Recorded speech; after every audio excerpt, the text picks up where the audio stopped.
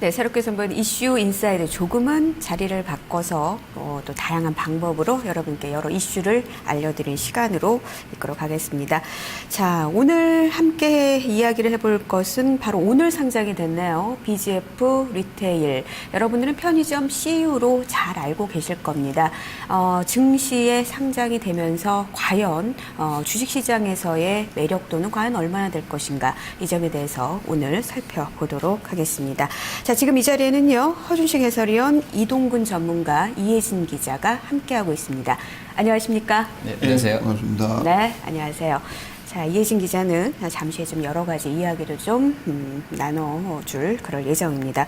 자, 공모주 청약 보면은 BGF 리테일은 9조 원이 넘었습니다. 이른바 청약 대박이 났다는 얘기도 함께 나오고 있죠. 자, 오늘의 주제 다시 한번 알려드리겠습니다. BGF 리테일 입성, 과연 투자 매력은 어떻게 될 것인가, 이 점에 대해서 살펴보겠습니다.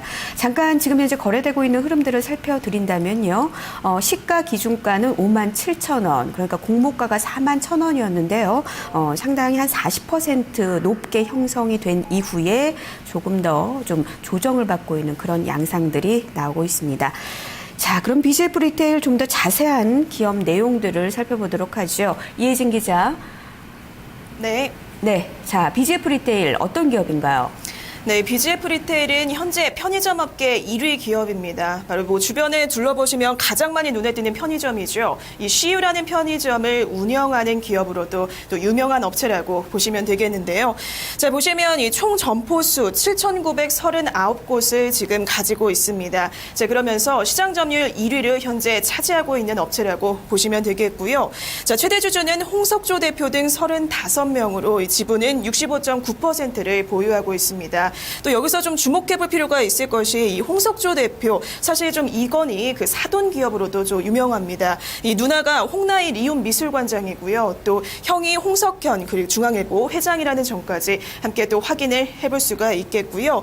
자, 그리고 이 BGF 리테일 같은 경우에 이번 상장을 통해서 일본 회미리마트와의 그 지분 정리를 이번에 하게 됐고요. 그러면서 토종 브랜드로 재탄생하게 됩니다. 자, 그러면서 이제 독자 경영 시작하게 됐다라는 이야기가 현재 나오고 있는 상황이고요. 자, 계속해서 다음 내용 좀 더 살펴보도록 하겠습니다. 자, 지금 보시는 사진은 지난달 말에 기자들 대상으로 이제 열어졌던 기업 설명회 지금 사진을 보고 계신데요. 지난해 매출액 같은 경우에 3조 1,300원 기록했다라는 소식 전해지고 있고, 그리고 영업이익은 1,050억 원을 기록했습니다. 자, 그러면서 이제 여기서 어떤 이야기를 했냐면 독자 브랜드를 확립하는 동시에 이제 해외 진출 전개할 것이다라는 그런 입장을 지금 밝히고 있고요. 이 아시아 시장을 기반으로 해서 해외 진출 전개할 계획이라고 합니다. 자, 여기에 또 더해서 신규 사업 확장할 것이다라는 계획까지 함께 이 자리에서 밝혔고요. 자, 그러면서 오는 2020년 매출 10조 원 달성을 목표로 하고 있다라는 점까지 함께 확인해 볼 수 있겠습니다. 네. 자, 매출액을 2020년까지 10조 원이라 목표죠. 일단 지난해 매출액은 3조가 조금 넘게 나온 것도 눈에 띄고 있는데 상당히 큰 부푼 꿈을 안고 있는 것 같습니다. BGF 리테일을 좀 얘기하기 전에 일단은 이 편의점 산업에 대해서 조금 더 좀 자세하게 좀 알고 싶습니다. 산업 성장성이 과연 얼마만큼 있길래 이렇게 좀 관심을 많이 가졌는지 이것도 궁금한데요. 자, 이동근 전문가님. 네. 리테일 산업 중에서 유통업, 그러니까 리테일 산업 중에서 이 편의점 산업이 상당히 성장성이 있나요? 좀 안정적인 어떤 성장을 좀 보여왔다, 이렇게 보시면 되겠습니다. 이게 대형 슈퍼마켓들 같은 경우에는 이제 정부 규제라든지 이런 쪽에 이제 영향을 좀 많이 받았었고요. 틈새 시장을 잘 공략을 했고, 특히 이제 편의점에서 판매하는 물품 자체가 뭐 사실 좀 경기하고 좀 무관한 어떤 그런 식품들이라든지 뭐 이런 쪽이다 보니까 경기 둔화에 대해서 크게 좀 민감하게 반응하지 않았다, 이렇게 보시면 될 것 같고요.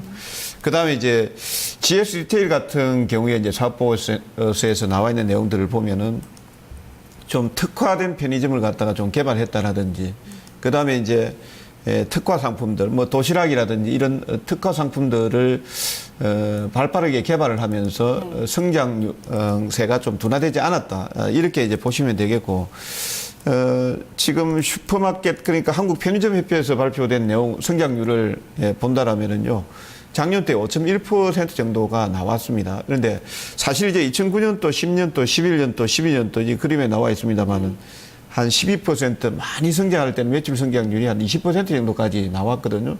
근데 작년도에 이제 5.1% 정도니까 사실 감소 추세에 있다고 봐야 되겠죠. 추세에 있다고 봐야 되겠습니다만 여타 산업들의 흐름에 비추어서 본다라면은 비교적 좀 안정적이었다 이런 평가를 내릴 수가 있고, 다만 이제 조금 우려되는 부분들은 산업통상자원부에서 발표된 내용들을 보면은 이제 전체적으로 작년도 이후에, 그러니까 2013년도까지는 지금 편의점 매출 동향이라든지 구매 고객 수, 구매 단가 동향이라든지 이런 내용들이 비교적 이제 한 10% 약간 미치지 못하는 수준 정도를 이렇게 보였었는데, 올해 들어와서 조금 1, 2월 달 들어와서 많이 좀 꺾이고 있다라는 부분들. 뭐 그림에 보시면 제가 동그라미 쳐놨습니다만은 편의점 매출 동향하고 구매 고객 수, 구매 단가 이런 내용들이 좀 둔화되고 있는 부분들은 BJF 리테일이 상장을 했습니다만은 약간 주가에 좀 영향을 미치지 않겠네 이렇게 보고 있습니다. 네. 일단 산업적인 면으로 봤을 땐 혹시 최고점에서 지금 BJF 리테일이 들어온 게 아닌가라는 우려도 할 수 있는 말씀을 지금 해주셨거든요. 근데 앞서서 이야기들 중에서 좀 눈에 띄는 것은 특화된 편의점은 그래도 좀 더 성장성이 크다라는 점인데 그런 강점을 가지고 있는지요? 이제 그런 쪽에 이제 발빠르게 아마 대응을 해야 될 것이다. 이게 성장률을 예를 들어서 뭐 편의점 같은 경우에 손익 구조를 맞춰야 되지 않습니까? 네. 그 다음에 또 그 매출 자체가 지금 24시간 근무 체계에서 지금 오후, 그러니까 새벽 1시부터 해서 6시까지는 또, 24시간 열지 않아도 이렇게 된다라고 이렇게 했거든요. 네. 그럼 당연히 이제 매출 감소가 불보듯 뭐 하락할 것이고요. 예, 그런 부분에 이제 어떻게 이제 각자 편의점들이 뭐 GS 리테일도 마찬가지고 그다음에 BJF 리테일도 마찬가지 뭐 특화된 편의점을 개발하는가는 이제 각자의 능력에 달려 있지 않나 이렇게 보고 있고, 다만 이제 앞서 제가 안정적인 한 5%대 정도는 유지할 것 같은데 고점에서 약간 매출 동향이라든지 구매 고객 수가 감소되고 있다라는 부분에 대해서는 우리가 좀 눈여겨봐야 될 부분입니다. 이 부분은. 알겠습니다. 일단 편의점 산업 자체 전체적인 산업에 대해서는 안정적인 성장 이상을 지금 바라보기에는 쉽지 않다라는 점 말씀하셨는데 지금 허 의원님 동의하세요? 글쎄요, 일단 그 유통 자체가 우리 이제 내수가 좀 꺾여 있고 해서 예전만큼 못한 거는 맞는 것 같아요. 근데 이제 섹터별로 보면 뭐 백화점이나 뭐 할인점 이런 쪽들은 좀 정체된다고 해도 지금 전문가님 말씀해 주신 것처럼 조금 이제 그래도 편의점들은 그나마 그 중에서는 좀 낫지 않겠나 이런 생각을 좀 개인적으로는 하고 있고요. 워낙에 이제 여러분 다들 아실 내용일 텐데 뭐 1인 가구 수가 많고 혼자 사시는 분들도 많아지고 있고 특히 서울, 경기, 수도권 쪽으로 해서는 더 그런 것 같고요. 그리고 워낙에 이제 집중돼 있다 보니까 인구가 그런 부분이 있는 것 같고요. 또 저희도 이제 가끔 가보면 뭐 2+1 해서 좋아요. 그리고 뭐 통신사 연계된 뭐 할인해서 실제로 대형 할인점에서 사는 것보다 오히려 이제 단가를 비교해 보자면 더 저렴하게 구매할 수도 있는 그런 요인들이 이런 걸로 그렇죠. 예. 그리고 이제 할인도 뭐 일부 한 10에서 15% 정도까지는 추가로 되고 하기 때문에 이런 부분에서는 상당히 이제 마켓 시장 지배력을 높일 수 있는 전체 유통군 내에서는요, 그런 가능성이 있다고 보기 때문에 긍정적으로 보고 있고요. 성장성 면에서도 다른 쪽이 한 4, 5%로 정체된다고 해도 유통 내에서 이제 편의점 같은 경우 거의 이제 100%니까요, BJF는. 편의점 같은 경우는 10%대가 이제 가능하다고 하는데 뭐 이런 부분은 좀 긍정적이지 않나 이렇게 생각이 듭니다. 네. 그러면 여기서 조금 더 재무구조 측면에서 조금 살펴보도록 이번에 이 상장을 통해서 살펴보게 된다면 일본 패밀리마트의 25% 지분을 이제 내놓은 거잖아요. 그러면서 재무구조상은 상당히 깨끗해지고 있어요. 이자 비용도 절감이 되고 일단 계속 뭐라 그럴까요? 지금 이것은 우리 손해 비용이다, 손실 비용으로 잡아놨던 거 다 털게 되거든요. 이런 부분은 상당히 긍정적으로 보이는데 이런 독자 경영을 선택한 거는 어떻게 받아들여야 될까요? 좋은 건가요? 재무구조상으로는 좋아지고 있습니다. 네, 제가 이제 여러 곳 이렇게 뒤져 찾아서 스토리를 좀 가져와 봤는데요. 일단은 이제 1994년도에 이 회사가 이제 패밀리마트한테 이제 뭐 경영 이런 부분들을 전수 받아서 편의점을 시작을 했고 지금도 하고 있죠. 둘의 관계를 보니까 초반에는 뭐 언론 보도 내용 취합해서 보니까 이제 보강이 패밀리마트라는 브랜드 덕을 좀 많이 본 게 맞는 것 같아요. 누구나 다 그렇게 인정을 해야 되겠죠. 하지만 이제 해외 진출 관련된 제약이 시간이 갈수록 있었던 것 같고 아무래도 이제 뭐 동업 분위기로 가면서는 조금 뭐 트러블도 있다 뭐 이런 쪽도 또 있어야 생각이 되고요. 당연히 해외 점포 내려면 우리가 일반적으로는 그 패밀리마트한테 승인을 받아야 되고 뭐 이런 식으로 해서 이제 독자적으로 가기로 한 것 같은데 상호도 원래는 이제 패밀리마트였다가 아시는 것처럼 2012년도에 현재 독자 브랜드 CU로 바꾼 거죠. 근데 일본 같은 경우는 이제 일본 패밀리마트는 로열티랑 배당금 꼬박꼬박 들어왔던 배당금이 이제 아쉬웠던 건데 이 해결책으로 이제 IPO를 이 보강 쪽에서 들고 나왔고요. BGF에서. 그렇게 하면서 이제 100% 구주 매출로 그럼 가자. 이렇게 해주면 만족스럽겠냐 했더니 이제 패밀리마트 쪽에서 좋다 그러면 우리가 다 팔고 나가겠다라고 정리를 한 것 같고요. 그렇게 해서 이제 보강 쪽은 패밀리마트랑 결별하게 되면서 독자적으로 가겠다. 특히 이제 해외 쪽을 봐야 되니까 이제 아시는 것처럼 국내는 사실은 MS가 3분의 1씩 다 쪼개져서 세 개가 가고 있는 것이기 때문에 그쪽보다는 해외 쪽을 봐야 되는데 거기 걸림돌이었던 이제 뭐 패밀리마트의 승인권, 뭐 로열티권을 좀 제외를 시킨 것 같습니다. 그래서 좀 긍정적이고요. 국내로 나눠보자면 이제 앞으로는 내부는 글쎄요, 94년부터 한 20년 장사했으니까 이제 경영 관련 기법들은 상당 부분 다 전수가 되지 않았을까 이렇게 보고 있고요. 그러니까 없어도 혼자 잘할 것 같아요. 근데 이제 문제는 해외 쪽인데 이쪽은 이제 어떻게 보면 이제 제자가 스승하고 이제 경쟁을 해야 되는 그런 구도로 가겠죠. 이걸 잘 헤쳐나갈지가 가장 큰 이제 포인트가 될 것 같고요. 패밀리마트가 지금 실제로 아시아권에 사고 있는 쪽들 그래프로 갖고 와봤는데 중국, 뭐 태국, 대만, 베트남, 뭐 미국 현지 법인 또 합작 형태로 나가 있습니다. 근데 봤더니 그 작년 2월 말 기준이에요. 거의 1년 전 거라 조금씩 달라질 수도 있을 것 같은데 패밀리마트가 대만의 점포 수가 이제 2,850개 정도, MS가 무려 30%나 된답니다. 그쪽에서는요. 태국에는 806개인데 8% MS고 중국은 생각보다 매장 수가 작더라고요. 한 980개 정도. 13% MS. 그래서 중국이 좀 공략해볼만 하지 않겠나, 경쟁해볼만 하지 않겠냐, 이 BGF한테는 그런 생각을 하게 됐고요. 또 베트남에 39개가 있고, 이제 인도네시아랑 미국 쪽에도 아주 작은 점포수가 있는데, 이런 거 보면 이제 해외 쪽에서 앞으로 이 BGF가 패밀리마트를 어떻게 이제 제쳐나가는지가 향후의 실적과 주가 모멘텀의 중요한 포인트가 될 것 같다. 이렇게 보고 있습니다. 네, 투자 매력에 대한 이야기를 하고 있는데 포인트를 잡아주셨군요. 그러니까 스승과 제자 사이에 해외 시장의 경쟁, 그래서 여기서 이길 수 있을 것인가, 이게 바로 핵심 포인트라는 허 의원의 이야기가 될 수 있습니다. 우리가 가장 중요한 것은 이런 흐름 속에서 과연 증시 안에서의 투자 매력도가 있는 것인가라는 점입니다.